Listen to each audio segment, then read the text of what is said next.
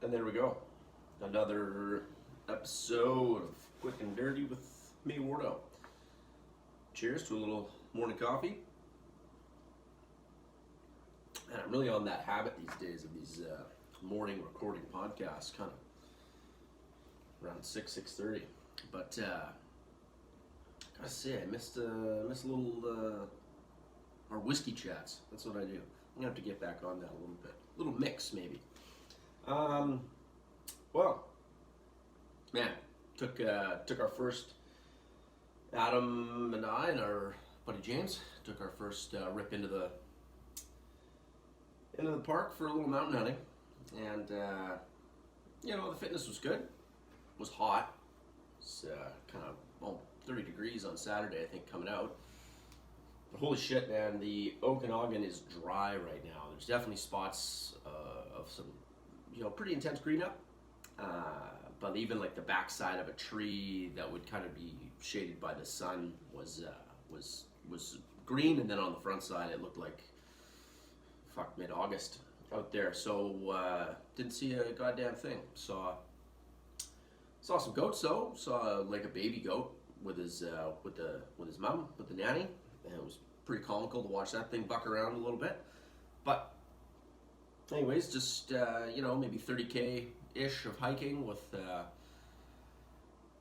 it always seems to be like, there'd be barely any more wait for like 5 days than there would be for an overnight. I mean, it's the same sleeping bag, tent, whatever, and then then you pack in 8 or 9 beers, a bit of whiskey. It is what it is.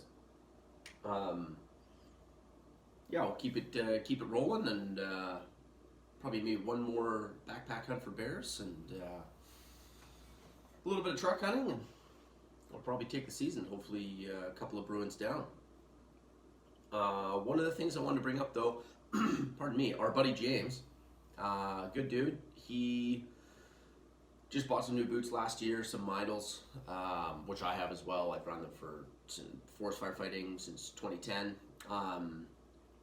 I find at the beginning of the year, if you haven't worn them throughout the winter, they just like tighten up a bit, and usually end up leaving a hot spot on my heel for one hike, and then they're good. I just put like Leuco tape over top of that spot. I think I've talked about that on the podcast before. It's, if you're still trying to get away with athletic tape or some other kind of system, Leuco tape as the preemptive is everything. But poor James didn't, and kind of suffered in silence about, for not that long, but long enough, and his heels got absolutely eaten alive. So one of those things, again, not to sound like the overbearing parent or anything, but man, if you're starting to get a hot spot, just like it, even if it's fucking 3 minutes from the truck, just like, take the ripping you're gonna get from your friends and, put something on. Because if you're going, if that was the start of 5 days or something, I mean, that would have been pretty miserable and devastating. And it's so frustrating that something as simple as plantar fasciitis or a blister or chafing or something like that, like it just doesn't seem that bad, but it can be so debilitating and just make your life more miserable than it needs to be. I had some chafing going on. My legs are a decent amount bigger than they were kind of last year, and my compression shorts didn't really fit anymore, and even my pants were a little tight high up there, so I've got to lube myself up with a little body glide. Anyways, just thoughts from the field. Quick one today. Maybe that's why I was stalling in the beginning. No, I'm kidding. Quick one today. I want to talk. I have had a decent amount of questions about it, and I was gonna kind of keep doing this kind of series of lifts, these short series of lifts, but I do get some questions about it, and after this last one, I was like, fuck, I'll just do it right away. And that is, should you wear a weightlifting belt? And the answer is undoubtedly yes. I mean, I battled with this for a long time, being kind of a smaller CrossFit athlete. I wanted to I wanted to prove that I could, you know, squat and be strong and deadlift and everything without a belt. And all it did was prevent me from getting stronger, without a doubt. There's a proper way to wear a belt, and you know, we'll talk about a couple different types of belts and so on and so forth, but it undoubtedly is worth it because, you know, like, check the ego, actually get stronger, and protect your back. Like, you know, there's no shame in wearing a belt, and there's all the shame in, you know, not being able to pick your kids up or, you know, go to work or worse than, you know, the fact that you just didn't want to wear a belt and, you know, you felt a pop and then a hot feeling down your leg and your back, which I felt at a different point in time. I was wearing a belt though, but it didn't matter. I was fatigued. And anyways, so yes, wear a weightlifting belt.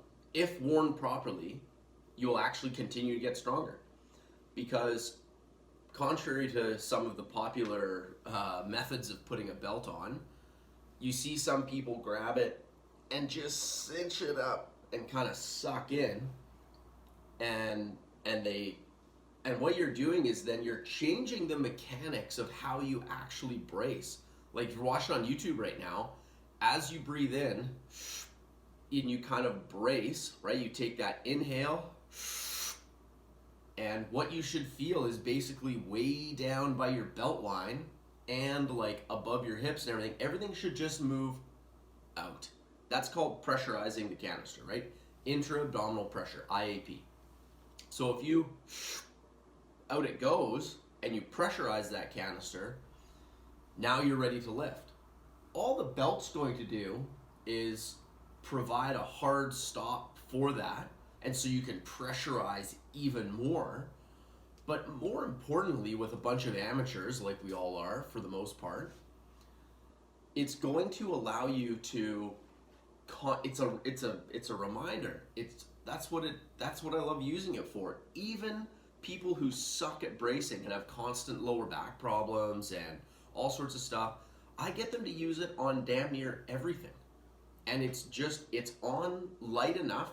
This is important. If you pay attention to nothing else I fucking say here, listen to this.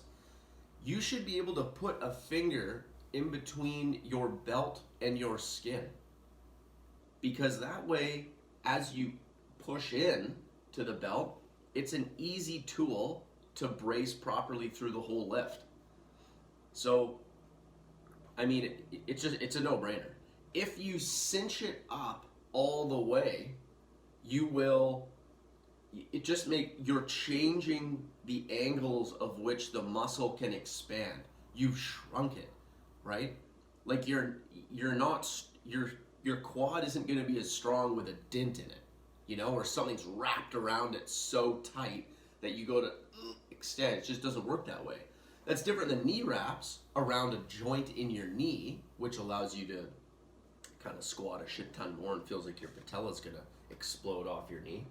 Stand by, just a quick sip of little coffee here. Slightly cooler with the coffee this morning. I'm tired of burning my mouth when I record these. Speaking of learning. So, different types of belts. I mean, I wear an Inzer lever belt. I wear it for powerlifting. The thing, I think it's got about 10 cows in it. There's so much leather. It's awesome. It's a great belt. It feels as though you can lift a house when you put it on. It's awesome. SBD makes probably the most popular belt. They're a popular brand as well in the powerlifting community. That is a expensive fucking belt. My Inzer belt's like $120. I think the SBD one, don't quote me on this, but I want to say it's around $250. That's a lot of money. I also have a soft belt from Rogue that's $25, and I use that in many CrossFit competitions. The thing I will say is with belt companies like Tupood, that's the number 2, and then POOD. Just if you're wondering, you're like, it's a poo? Like, a poo? What? That is the measurement in which they kind of like one pood is kettlebell 1.5. So one pood is like 35 pounds, 1.5 is 54, two pood is 70 pounds. 32 kgs, 70 pounds? Yeah. Anyways, it's weird. The word pood is weird. Anyways, so those are the belts. The two boot one is good, and they do good marketing, but their Velcro leaves a lot to be desired, even in their newer designs. There's a lot of belts out there. Honestly, don't spend a lot of money on it. Schleck makes probably one of the best fabric belts. That's the difference, is fabric and leather, right? Or Velcro and fabric and leather and a buckle or lever. If you want to power lift and lift bigger weights, I mean, you're going to use like a leather belt. And if you're just like, guys, a little support here and there, and you want to maybe, if you're going to do some CrossFit and you're going to be moving with it and that kind of thing, then that's what you see all the kind of the CrossFit athletes wear, right? You can kind of loosen it off and run with it and all sorts of stuff. It's really light. So that's what I would say I would say don't spend a lot of money on it. But if you're somebody who suffers from back pain, you consistently, tweak your back when you're deadlifting, you don't squat anymore because it hurts your back. I mean, one, your form probably is garbage and you need to have a look at that. Two, you need to learn how to brace properly, and I think a great tool of the trade is a belt to do that. Once you create that pressure, you can maintain it, and then you take a video of yourself squatting, and if you see that belt move, you know that you've lost the pressure inside. So lots and lots and lots of different ways to kind of maintain a good brace through lifting. And just more importantly, like, the gym should just be supplementing your other activities, right? Unless you want to work out professionally. So, why would you risk your other activities or family life or your daily life just to not wear a belt? Doesn't make a ton of sense to me. I get it if you're training for a comp and you want to do some stuff beltless and so on and so forth. It's good. I mean, I do that, but I throw my belt on anywhere north of 80% these days, and depending on the lift. And yeah, I mean, it's just a no-brainer, guys. That's what I got for you. Wearing a belt or not wearing a belt. Hope that works. Cheers. Have a great week. Happy bear hunting.